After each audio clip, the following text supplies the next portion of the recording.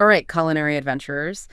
If you've ever thought about opening a restaurant in Newcastle, well, today's the day we dive into that. Yeah, we found this source, and it's like a roadmap to restaurant success, specifically in Newcastle, which is so cool. This is way more exciting than just like recipes. Oh, for sure. It's like the whole vibe of the city, Yeah. the people, the rules, all that stuff. I'm all about that vibe. So let's paint a picture here. What's the food scene actually like in Newcastle? For someone who's never even been. Okay, imagine like a city that's just buzzing. Every corner you turn, there's some new flavor waiting. Okay, I'm listening. So you've got like Jasmine, right? Yeah. All trendy cafes, students everywhere. Yeah, I can see it. Then you've got these little hidden places, amazing ethnic food, totally authentic. Oh, the best kind. And then, of course, there's the quayside. Ah, yes. Gorgeous views, fancy restaurants, the whole deal. So it's like a real mix then. Totally. A total melting pot. Okay, but that brings up a good point. With all that variety, how do you even stand out? I mean, how do you figure out who your customers are in a place like that? Right. It's a super common mistake, honestly. People think, oh, my food is good, everyone will come. But it's not that simple. You got to be smart about it. Exactly. Like, who are you trying to reach? Students on a budget, families, tourists wanting the local experience. So it's more than just the food itself, right? Oh, absolutely. Yeah. It's the whole experience, you know? And that's where your USP comes in. USP. Yeah. Unique selling proposition. What makes you different? Ah, got it. Like your secret weapon. Yes. And passion's great, don't get me wrong, but you need a solid plan too. A business plan. Okay, so let's get down to business then. What does that even look like? Well, think of it like the blueprint, right? Your restaurant success depends on it. Okay, so what are the must-haves in that blueprint? First off, money talks. You got to know your startup costs. Newcastle's not cheap. Rent, equipment, staff, it all adds up, I bet. It does. And you got to know, like, when will you actually start making money? The break-even point, every business owner's favorite topic, right? Right? And then there's location. Ah, yes. Classics. It's huge EE. Newcastle has tons of cool areas, but they all have a different vibe. So you got to pick the right one for your restaurant. Exactly. Like, a fancy place wouldn't do well in a student area, would it? Nope, not picturing that. And this source actually breaks down all the different areas in Newcastle. That's super helpful. So it's not just about finding an empty building, huh? Nope. You got to be strategic. Like, the Quayside's totally different from Ouseburn. Give me the rundown. Okay, so Quayside, you've got tourists, locals, everyone wants those river views. Makes sense. Fancy dinners and sunsets. Then Ouseburn is more creative, Yeah. young people, independent businesses, that kind of thing. Interesting. So your restaurant's got to fit the neighborhood. Exactly. Okay, and then the fun part, the legal stuff. Uh-oh. Everyone's favorite. It's not as bad as it sounds, but it can be tricky. It's more than just your basic licenses. What are we to talk about? Newcastle has, like, special rules for outdoor dining. Really? Why? Well, the weather there, you don't want to invest in a patio that's rained out all the time. Fair enough. So there's permits for that. And you got to make sure your design can handle the elements. So we're not just talking about the food business registration then? Nope. You've got your alcohol license, of course, but then there's things like a music and entertainment license. Wait, what? You need a license for music? If you want to play any music at all, Yeah. even in the background, yep. That's wild. And it gets even more complicated if you want live music or DJs. Oh, man, there's a lot to think about. There is, but luckily this source has a whole list of all the permits and stuff. Leo, thank goodness for that. Oh, and there's one more thing that's super important. The food hygiene rating. You want that 5-star rating. Right, but that's not just about checking a box, is it? No way. In Newcastle, a 5-star rating is a big deal. It's like a gold star. Yes. It shows people you're serious about food safety. Like, come eat here, we're clean. Exactly. And with so many restaurants in Newcastle, that rating can really make a difference. Totally. Okay, so we've got the money part, location, and the legal stuff. But what about the most important part of a restaurant? The people. You can't have a restaurant without a great team. Right. But in Newcastle specifically, what's the deal with staffing? Well, Newcastle has a ton of students, right? Yeah, university town. Yeah. Makes sense. So that means lots of people looking for flexible jobs. Perfect for restaurants, Yeah. especially those late nights. Totally. Students need that part-time work, so it works out well. Mm-hmm. But got to mention the legal side of things. Of course. Can't forget about the rules. Yep, employment laws are serious business. Luckily, our source walks us through all that. Break it down for us. Okay, so you've got minimum wage, contracts, all the important stuff to make sure you're treating your employees right. It's all about building a good team, right? For sure. Happy team, happy customers, everyone wins. Okay, ready to shift gears a bit. Always. What's next? Let's talk marketing. So you've got your concept, your team, all legal, but how do people even know you exist? $1 million question. Especially in a place like Newcastle with so many restaurants already. Right. Competition is fierce.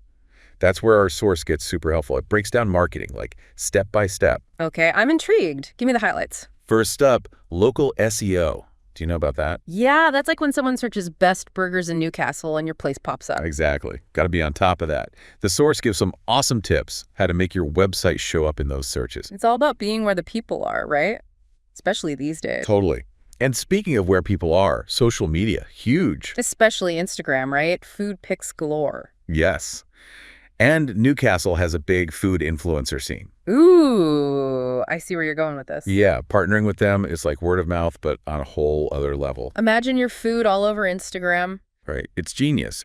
But of course, all this marketing stuff, it costs money. True. Can't forget about the budget. So true.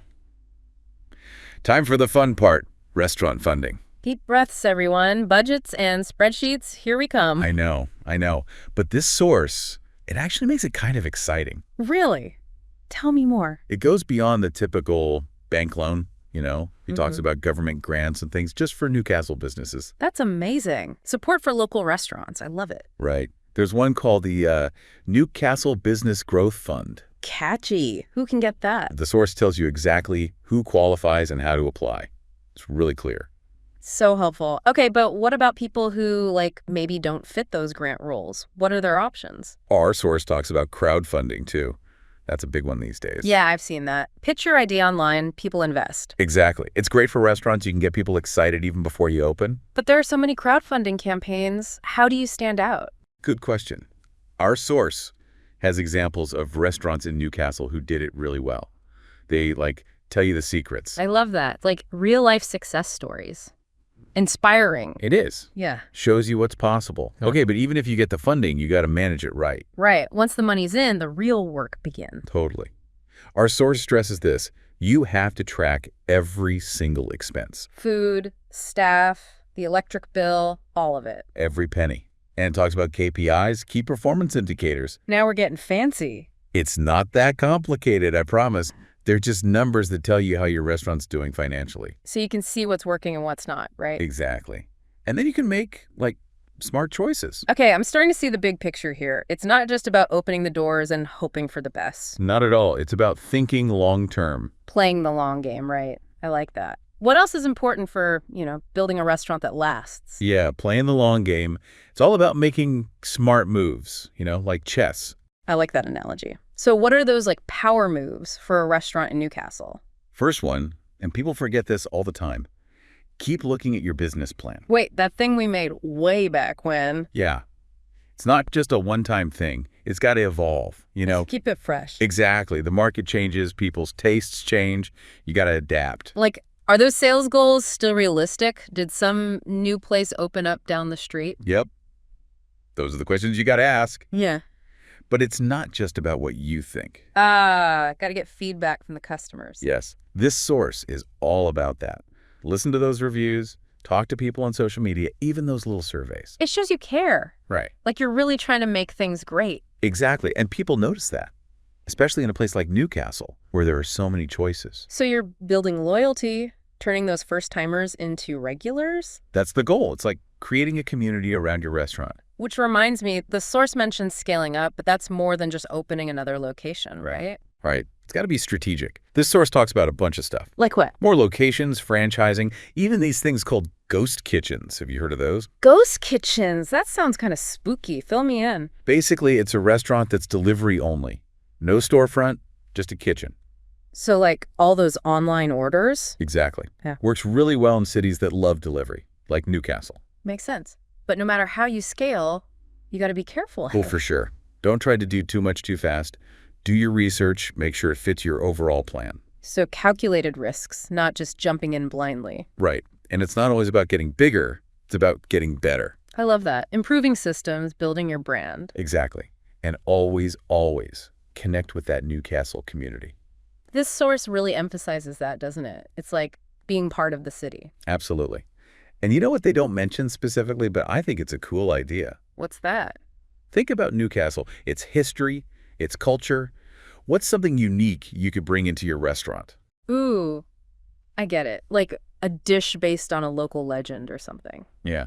Or maybe your design, it reflects like Newcastle's industrial past. That would be so cool. Right. It creates this sense of place, Yeah. something special for locals and visitors. So it's not just a place to eat, it's an experience. Exactly. That could be what makes people choose your place over all the others. This source has been amazing, so much practical advice. But, it's also about passion, isn't it? It is. That's what really makes a restaurant come alive. The love of food, the hard work, that dedication to Newcastle. Couldn't have said it better myself. You need that drive to get through the tough times. It sounds like opening a restaurant in Newcastle is a real labor of love. It is. Love for the food, love for the people, love for the city. That's a beautiful way to put it. So we've covered a lot today, haven't we? All those steps to opening a successful restaurant. From finding the perfect location to building a team, marketing, all of it, it's a lot to take in. It is. But if you're passionate about it, Newcastle is waiting. Go for it. That's right. And maybe someday, your restaurant will be featured in one of our deep dives. That would be amazing. Until then, everyone, happy cooking, happy eating, and dream big.